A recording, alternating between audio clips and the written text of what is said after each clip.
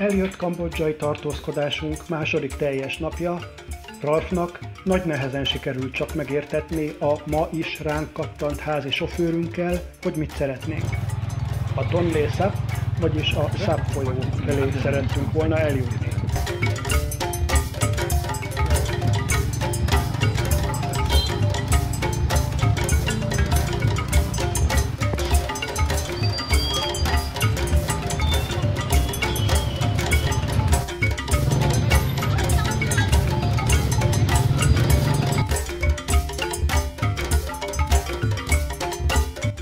Akkor itt vettük meg a jegyeket, $20 került egy jegy, úgy ahogy mondták.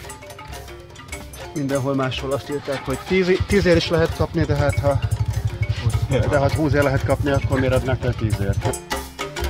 A Tonlé Sap édesvízű tó a kambodzsai síkság közepén, akár azt is mondhatnánk, hogy ez az ő Balatonjuk, de ez így nem igaz, sőt éppen ellenkezőleg.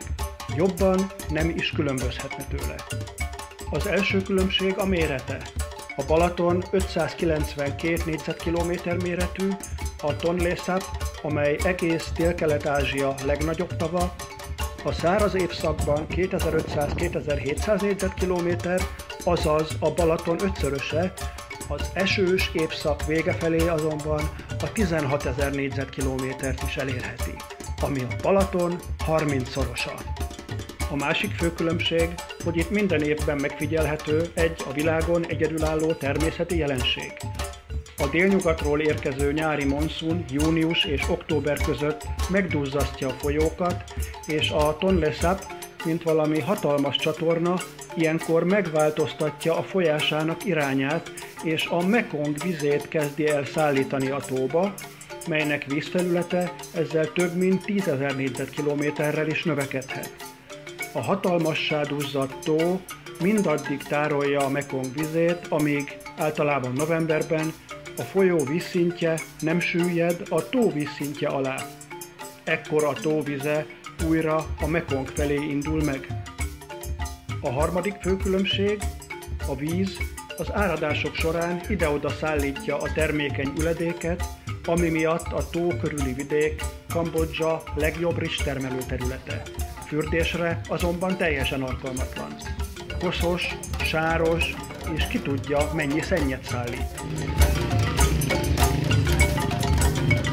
Amikor a tó partjára értünk, már várt bennünket a nagyjából 20-22 éves hajóskapitány és a segítője, akinek a fő feladatát akkor értettük meg, amikor elindultunk, és megpróbáltunk kijutni a szűk kikötőből.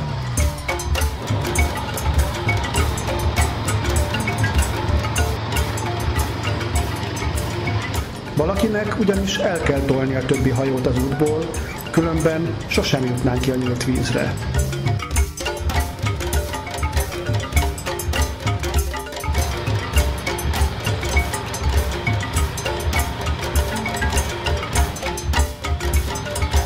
A hajó kialakítása amúgy zseniális, sokat nem bajlottak a különböző alkatrészek elfedésével, itt a funkcionalitás a lényeg. A segítőfiú másik fő feladata a hajóban felgyülemlő víz vödörrel történő kimerése.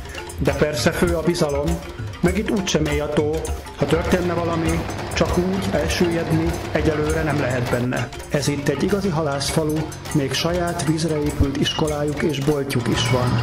A kismotoros hajóval haladva a tavon egészen közelről szemügyre lehet venni, hogy élnek a cölöpökre és tutajokra épült fa és bádokházakban a családok. Elképesztő szegénységben élnek itt az emberek. A tóvize hihetetlenül koszos, saras, mégis az itt élő családoknak a mindennapokat nyújtja.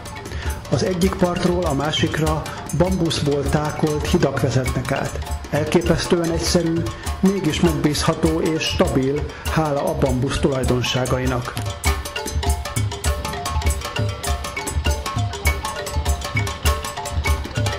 A tó nyújtja a tisztálkodási lehetőséget a családoknak. Ebben fürdenek, ebben mosnak hajat, és itt játszanak.